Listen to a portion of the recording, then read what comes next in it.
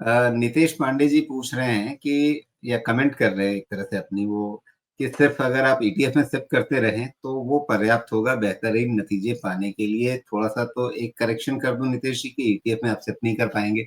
SIP करने के लिए आपको इंडेक्स फंड लेना होगा।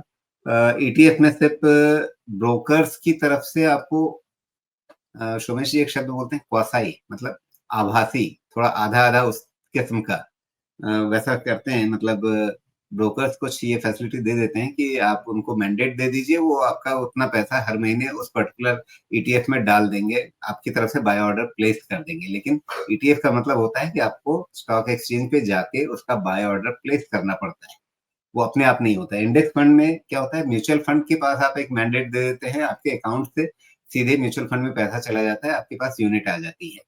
अ, असल असल में एसआईपी वही है। तो आपको एसआईपी करना है तो इंडेक्स फंड। ईटीएफ का मतलब है कि आप हर महीने जाकर के बाजार में खरीद रहे हैं, ब्रोकर अगर आपके लिए वो प्रोसेस ऑटोमेट कर दे रहा है तो अच्छी बात है।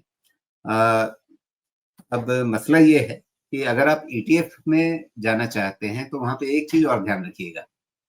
अभी तुरंत हमारी बात हुई थी, हमारे प्लेलिस्ट में आप देखेंगे तो हरदमन सेठ जी से बात हुई थी, निपॉन इंडिया म्यूचुअल फंड के हैं। उन्होंने इस बात को बहुत अच्छे से एक्सप्लेन किया है, उस वीडियो में आप देखिएगा कि अगर आप ईटीएफ पे जा रहे हैं तो वहां पे ईटीएफ का वॉल्यूम कितना रहता है वो जरूर ध्यान दीजिएगा, क्योंकि वहां पे कई बार ये होता है कि खरीदने बेचने के भाव में काफी अंतर आ जाता है अगर उस फंड के अंदर, उस ईटीएफ के अंदर अच्छा वॉल्यूम नहीं है तो इसलिए अगर ईटीएफ चुन रहे हैं निवेश के लिए, चुनने में कोई दिक्कत नहीं है, लेकिन वहां पे इस वॉल्यूम वाले फैक्टर को जरूर ध्यान दे दीजिएगा।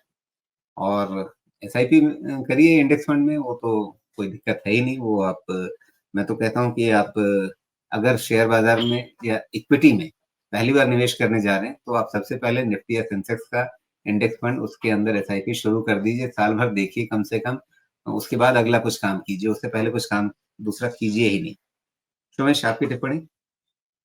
ये बिल्कुल ठीक बात है। और ईटीएफ करने में एक और चीज़ का ध्यान रखिए, कई सारे ईटीएफ ना ऑलरेडी प्रीमियम पे ट्रेड हो रहे होते हैं because of the liquidity issue और फॉर सम रीजन। इसलिए अगर आपको पैसा वापस निकालने का इशू नहीं है तो शांति से इंडेक्स और mutual fund is better option, because वहाँ पे तो नैव जो भी होगा नैव डिसाइड होता है।